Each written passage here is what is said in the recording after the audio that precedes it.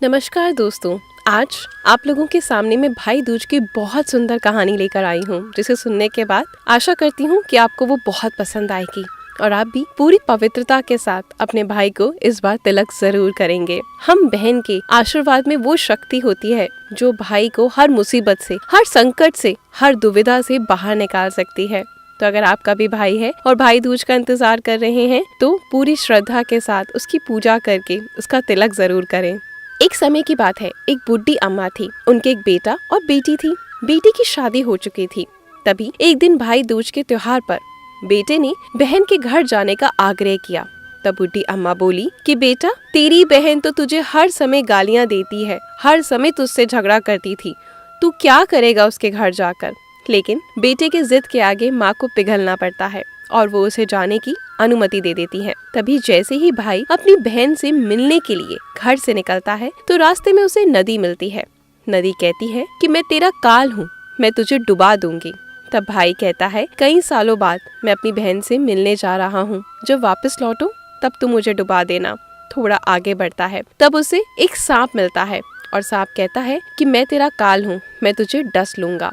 तब वो कहता है, ठीक है, जब वापस लौटूं तब तुम मुझे डस लेना, लेकिन अभी मुझे अपनी बहन के पास जाने दो।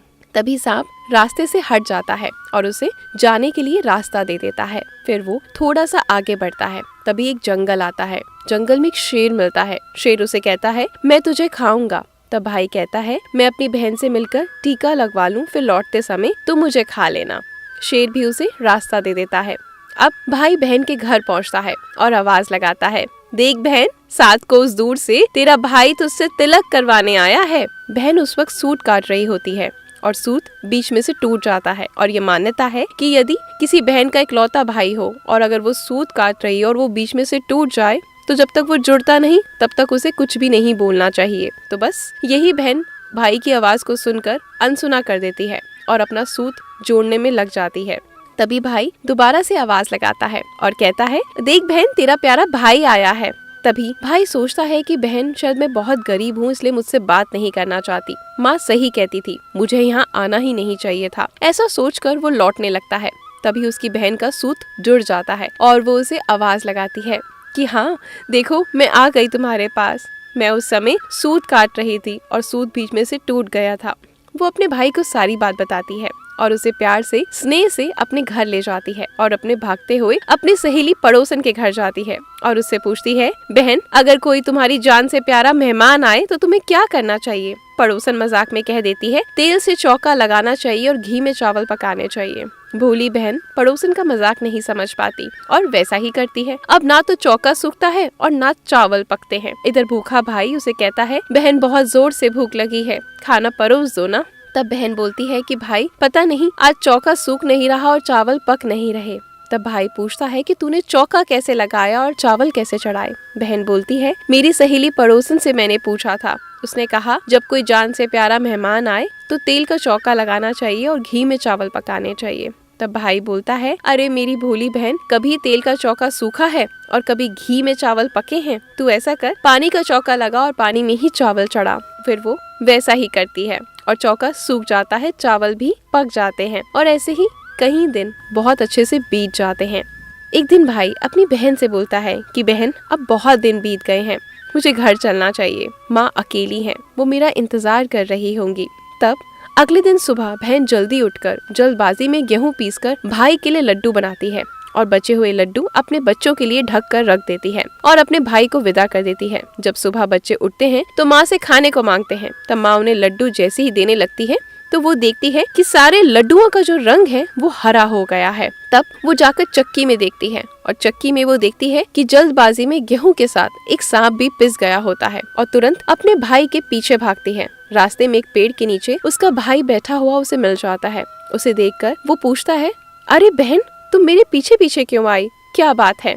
तब बहन पूछती है, जो मैंने तुझे लड्डू दिए थे वो तूने कहाँ रखे हैं। तब भाई कहता है कि वो मैंने पेड़ पर टांग रखे हैं। तभी बहन जल्दी से पेड़ से वो लड्डू उतारती है और वहीं गड्ढा करके उन्हें गाड़ देती है। फिर अपने भाई को सारी बात बताती है।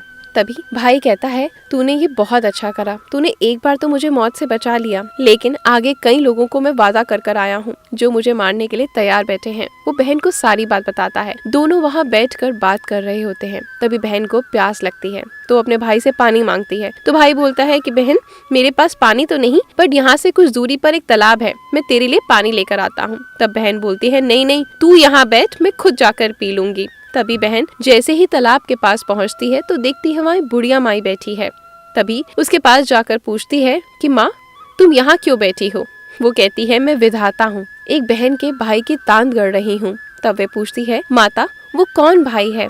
तब विधाता कहती है, एक भाई जिसके प्यार में उसकी बहन ने सांप की हत्या कर दी। तब बहन सोचती है, अरे ये तो मेरा ही भाई है। वो बहुत ज्यादा घबरा जाती है और विधाता से पूछती है, माता उस भाई को इस श्राप से बचाने के लिए क्या करना चाहिए? तब विधाता उसे बताती है कि जब वो उसे गालियाँ दे और उसकी शादी होने तक जो भी घात है उसको टालती जाए तो उसका भाई बच सकता है। वे तुरंत अपने भाई के पास जाकर उसे कहती है, भाई माँ के घर तुझे मैं छोड़कर आऊंगी। तभी आगे रास्ते पर चलना शुरू कर देते हैं।